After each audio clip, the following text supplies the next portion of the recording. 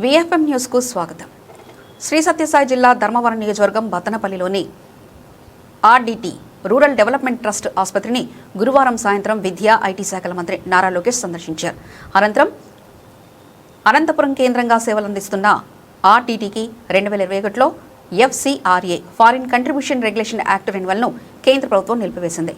దీంతో విదేశీ నిధులు ఆగిపోవడంతో సేవా కార్యక్రమాలకు ఆటంకం ఏర్పడింది.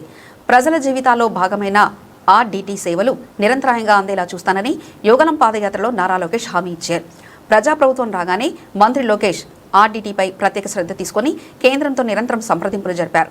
మంత్రి లోకేష్ చొరవతో కేంద్ర ప్రభుత్వం ఆర్డిటికి FCRA అనుమతులు మంజూరు చేసింది. ఇచ్చిన హామీని నిలబెట్టుకుని మంత్రి హోదాలో తొలిసారి ఆర్డిటికి వచ్చిన నారా లోకేష్కు RDT program director Moncho Ferrer, RDT hospital head of department doctor P Lalitha Devi, ఆసుపత్రి సిబ్బంది, స్థానిక ప్రజానికం ఘన స్వాగతం పలికారు. ముందుగా ఆర్డిటి వ్యవస్థాపకుడు విన్సెంట్ ఫెర్రర్ సమాధిని సందర్శించిన మంత్రి లోకేష్ ఆయన సమాధి వద్ద పుష్పగుచ్చం వచ్చి ఘనంగా నివాళులర్పించారు. మాంచో ఫెర్రర్ మాతృమూర్తి అన్నా ఫెర్రర్, సోదరి యమున, సోదరి భర్త సంజీవ్తో మంత్రి లోకేష్ ప్రత్యేకంగా మాట్లాడారు. ఆసుపత్రిలో అందిస్తున్న వైద్య సేవలను ఈ సందర్భంగా మాంచో ఫెర్రర్ మంత్రి లోకేష్ కు వివరించారు. అనంతరం ఆసుపత్రిలోని చిన్నపిల్లల వార్డులోని వెళ్లిన మంత్రి లోకేష్ అక్కడ తెలసమీతో బాధపడుతున్న చికిత్స పొందుతున్న పలువురు చిన్నారులను ఆయన పరామర్శించారు. మొదట లోకేష్ గారికి నా అభినందనలు. మొదటిసారిగా ఇక్కడ ఆర్డిటి హాస్పిటల్కి రావడము, ఇక్కడ ఉన్న పేషెంట్లు కానీ తర్వాత పనిచేసే సిబ్బంది కానీ చాలా ఉత్సాహంగా ఉన్నారు లోకేష్ గారిని చూసి. సో నిజంగా my very special thanks for coming and being part ఇక్కడ. దాంతోపాటు ఈ సంవత్సరం పాటు ఎన్నో కష్టాల్లో ఉన్నప్పుడు చాలా సహకరించినారు లోకేష్ గారు. మొదటి నుంచి ఎప్పుడైతే కలిసినానో అప్పటి నుంచి ఆర్డిటికి ఎప్పుడూ సహకరించినారు. నేనేం చెప్పాల్సిన అవసరం లేదు, ఆయనే స్వయంగా ఇక్కడ మీ అందరి ముందర చెప్పినారు కూడా. సో ఆయనకి, మీకు అందరికీ కూడా నా కృతజ్ఞతలు అందరికీ. So thank you very much everybody ఈరోజు ఇక్కడ వచ్చిన దానికి. Thank you very much.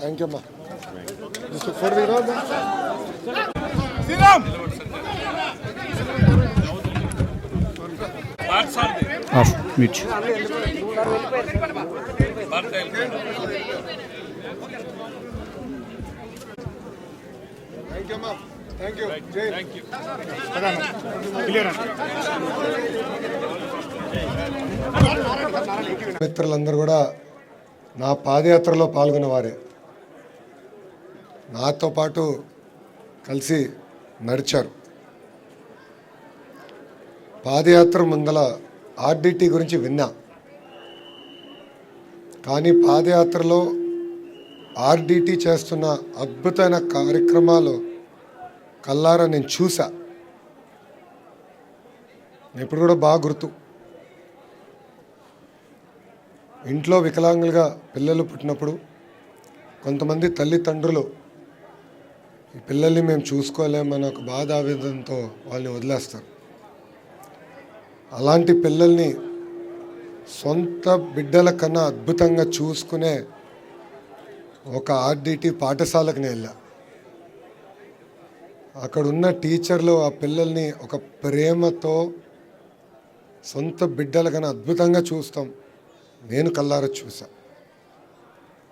దాని తర్వాత మళ్ళీ ఆ స్కూల్ చూసిన తర్వాత అనంతపూర్ వైపు నడుచుకుంటూ వెళ్ళి మొదటిసారి మాంచో గారిని కలుస్తాం జరిగింది. ఆర్డిటి అనేది ఒక సంస్థ మాత్రమే కాదు, నన్ను అడిగితే ఒక మూవ్మెంట్.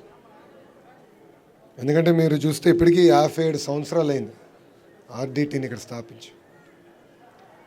ఒక పక్కన పాఠశాలలు, ఇప్పుడే హాస్పిటల్ కూడా చూశాను, స్పోర్ట్స్ కానివ్వండి, నిరుపేద కుటుంబాలకి ఇల్లు కట్టించి వాళ్ళకి అందిస్తాలో కానీ ఒక అద్భుతమైన సేవా కార్యక్రమాలు ఆ కుటుంబం చేస్తూ వచ్చింది. నన్నే కదిలిచ్చారు. ఎందుకంటే పాదయాత్ర అనంతపూర్ దాటి వెళ్ళిన తర్వాత కూడా అటు కర్నూలుకి వెళ్ళినా ఇతర జిల్లాలకు వెళ్ళినా నేను అనేక మార్లు నా స్పీచ్లో ఆర్డిటి సంస్థ గురించి మాట్లాడటం జరిగింది. నేను బలంగా నమ్మేది సమాజానికి అద్భుతమైన సేవ చేస్తున్న ఏ వ్యక్తి అయినా ప్రభుత్వంలో కానివ్వండి లేదంటే సమాజం మొత్తం వాళ్ళకి అండగా నిలబడాల్సిన బాధ్యత ఉంది.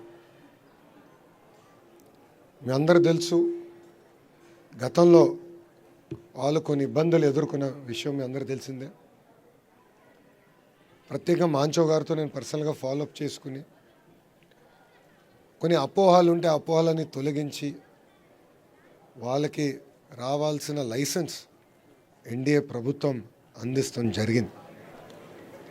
ఇది మేము ఎందుకు ఒక పట్టుదలతో చేశామంటే అద్భుతమైన సేవా కార్యక్రమాలు చేస్తున్నారు. వెనుకపడిన జిల్లాని, ఒక ప్రాంతాన్ని దత్తక తీసుకుని ఇక్కడున్న ప్రజలందరినీ సొంత కుటుంబ సభ్యులుగా వాళ్ళు చూసి ఒక ప్రేమతో వాళ్ళ పలకరింపు, ఒక ప్రేమతో వాళ్ళందరినీ చూసుకుంటాం. ఇక్కడున్న ప్రజలందరికీ తెలిసిన విషయమే. అందుకే ఈ వ్యవస్థకి మేము అండగా నిలబడ్డాం, ముందు కూడా నిలబడతాం. ఈరోజు మాంచో గారి తల్లిని కూడా కలుస్తాం జరిగింది. ఆమెకు చెప్పాం, మొదటిసారి మాంచో గారు కలిసినప్పుడు నాకన్నా అద్భుతమైన తెలుగులో ఆయన మాట్లాడారు. నేనే ఆశ్చర్యపోయా, ఇంత అద్భుతంగా తెలుగులో మాట్లాడుతున్నారు ఏంటారు. మైండ్ ఇంకా ఆ క్షణంలో కాంప్రహెండ్ చేయలేకపోయింది. ఒక వ్యక్తి ఇంత అద్భుతంగా తెలుగులో మాట్లాడుతున్నాడు. అప్పుడు ఆయన చెప్పాడు, పుట్టి పెరిగింది నేను ఇక్కడనే, 13 సంవత్సరాల వయసు వచ్చేవరకు ఇంగ్లీష్ నాకు తెలియదు, తెలుగే నాకు నేర్పించారు ఇంట్లో అని మాంచో గారు నాకు స్వయంగా చెప్తాం జరిగింది. ఇట్లా పాదయాత్ర నేను ఎందుకు చేశానంటే ప్రజలు ఎదుర్కొన్న సమస్యలు నేరు తెలుసుకోవాలి, ఇలాంటి అద్భుతమైన సంస్థల్ని నేరుగా కలవాలి, వాళ్ళు చేస్తున్న పవిత్రమైన కార్యక్రమాలు మేము తెలుసుకోవాలి. దాని తర్వాత జీవితాంతం ఇలాంటి అద్భుతమైన సంస్థలకి అండగా నిలబడాల లక్ష్యంతో ఆనాడు పాదయాత్ర ప్రారంభించాం. ఒక మాటలో చెప్పాలంటే